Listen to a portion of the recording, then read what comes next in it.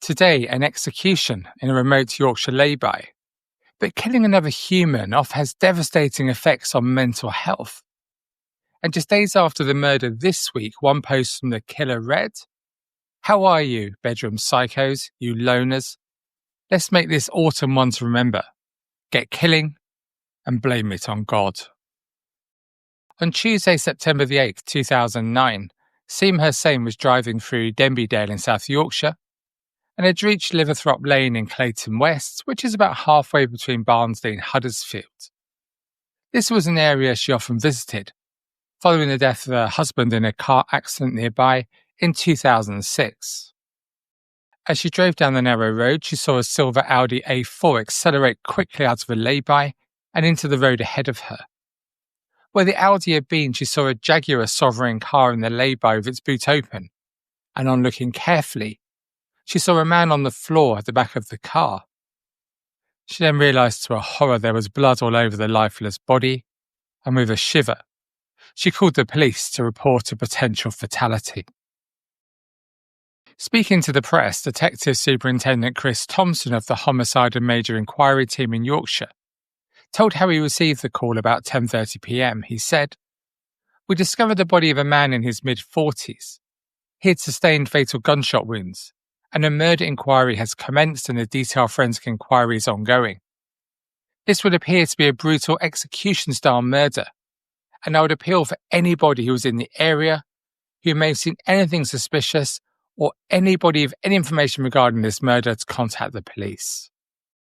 The detective knew the area's reputation for public sex, and whilst locally the strong feeling was that the crime had a sexual element, Thompson believed that due to the large number of legal recreational drugs found at the scene and the execution-like method of the murder, it was more likely a drug deal that had gone wrong.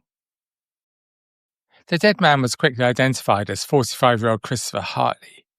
He lived alone in a large house in a rural area just a few miles south of Leeds city centre. In the village where he lived, he was known as a quiet, polite man who very much kept himself to himself.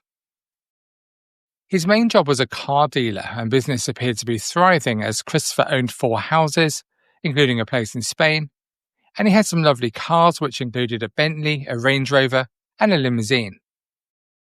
But detectives soon found that beneath this veneer of respectability, Christopher was a hardened criminal with a range of business interests.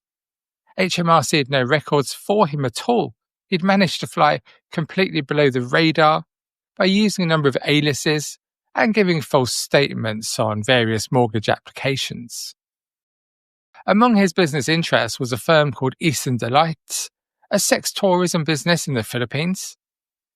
And a search for his home found almost 20,000 ecstasy tablets, about 2 kilos of skunk cannabis, and drums containing tens of kilos of chemicals imported from China for use in producing so-called natural high substances, which are now banned, of course, in the UK.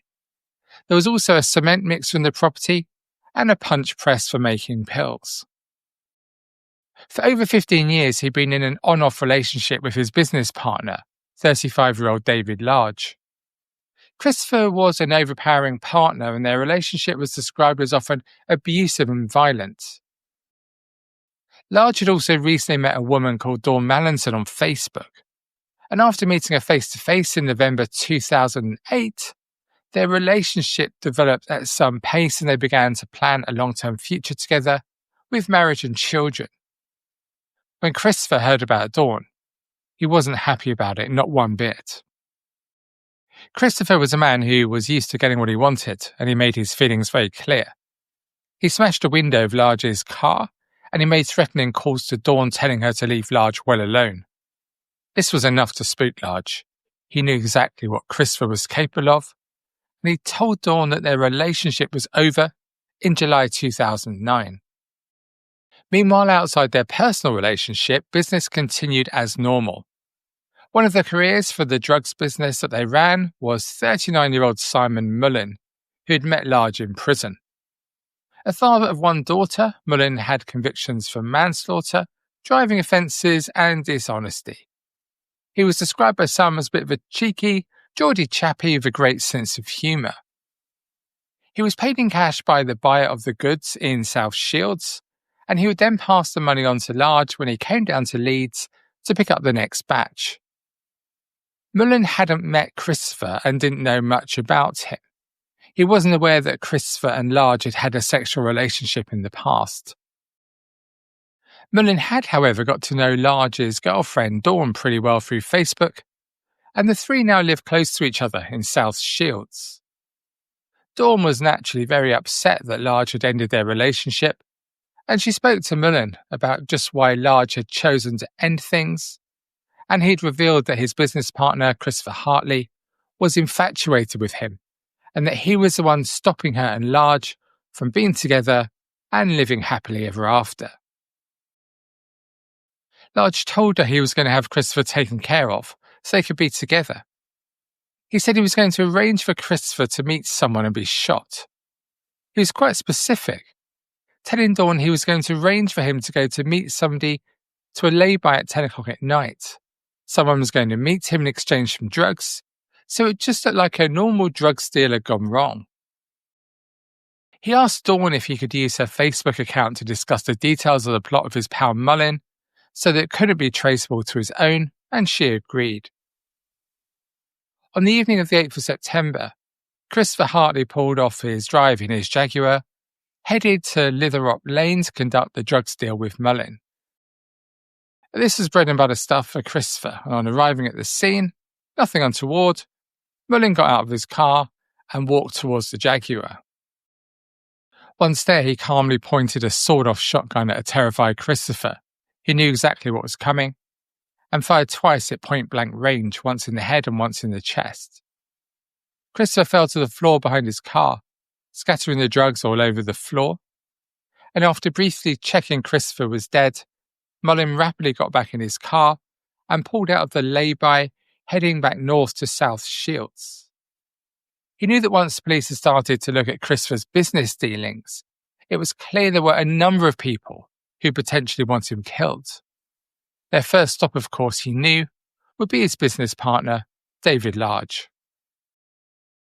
Large, however, had a cast-iron alibi, as he was in London all day on business, till the day that Christopher was killed. Unknown to police at this stage, on returning from London, he headed to Christopher's house where he removed £100,000 from a safe, and then headed straight to Dawn's house. He arrived at her place in the early hours of the next day, where his first words to her were, "It's done," and the two could now be together. When she asked about the bag full of cash, he explained to Dawn they couldn't keep it all. He would have to pay out half of the money to Mullen. Dawn didn't ask any more questions. For now, she was happy that she was finally together with Large, and Christopher was finally out of the picture. But the next day, reality hit with full force when she was at a relative's home when she saw a news bulletin about the murder of Christopher Hartley. Dawn, she managed to put her feelings of dread to one side, as Large moved into her home later that day, bringing clothes, toiletries with him, and acting like nothing had happened.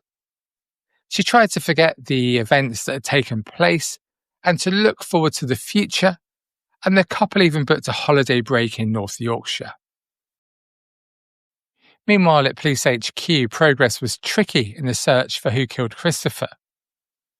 Large was suspected of involvement, but there was no forensic evidence or witnesses to the murder, except for the witness Seema, who had seen the silver Audi pulling out of the lay-by. But police received a lucky break a month into the investigation. This came about due to the sloppiness of Mullen and Large, who, although they were careful about talking in code on Facebook, they both carried and used their own mobile phones. Almost straight after the murder, the police made contact with the local forensic specialist telecoms advisor to identify the best-serving cell sites of the actual scene of the crime, along with the home address and other known addresses used by David Large. This initial action and brief, which was to form part of 3 subsequent phases, was allocated to a local cell site engineer. This person conducted detailed site surveys and analysis of the best-serving cells at the various relevant locations of interest. Working closely with the investigation team, utilising a mobile on the O2 network, It was shown that the gunman travelled from South Shields to the area of the murder scene on the night of the crime. Cell site analysis, using expert site survey evidence, was able to provide positive corroboration of this fact, and could also place Mullin and Large simultaneously at the scene of the crime on the day before the murder, using mobiles on the Orange and O2 networks. So this strongly suggested that they were both involved in the planning and the premeditation of the crime. And this was enough for police to arrest both Large and Mullin. Both were charged with the murder of Christopher Hartley, and when in custody, Mullin admitted he'd been involved in transporting drugs through his close friend Large. But on the night of the killing, he said he'd been due to meet up with Christopher for the very first time.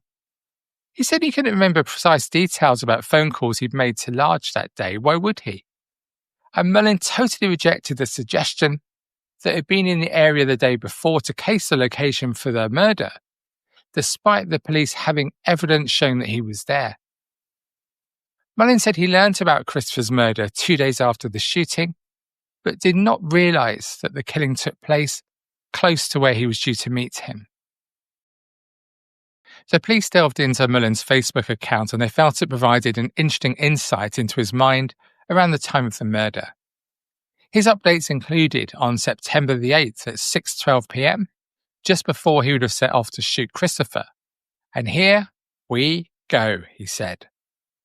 Then on September the 11th, he posted, I haven't got a bad bone in my body. And on September the 12th, where's all the serial killers these days? We've not had a good selection of seemingly random brutal murders since Dennis Nielsen. How are you, bedroom psychos, you loners? Let's make this autumn one to remember. Get killing and blame it on God. Then on September the 16th, I am like God and God like me. I am as large as God. He is as small as I. He cannot above me, nor I beneath him be. Then on September the 19th, my mind is itchy. And October the 3rd, finally, the criminal uses insight to justify heinous acts. This introspection is almost like something out of Macbeth. Well, almost.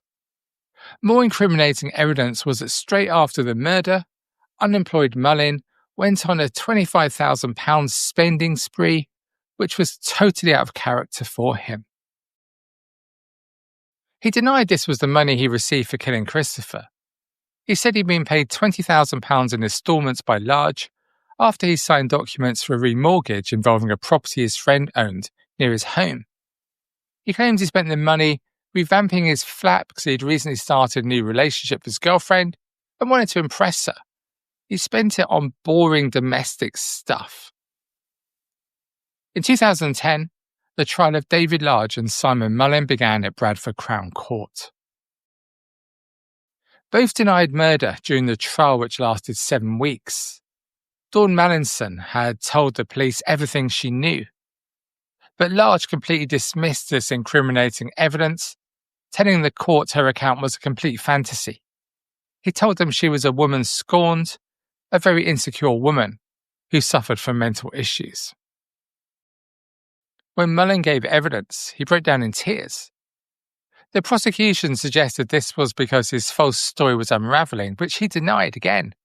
He said it was because he was accused of doing something horrendous which he hadn't done, and his family and girlfriend were sat listening to this in the public gallery. He continued to maintain he'd met Christopher that evening, but he hadn't killed him. The jury took just over 11 hours to unanimously find both men guilty of murder. Before the judge passed sentence, he heard details of the devastating effect Christopher's death had had on his family.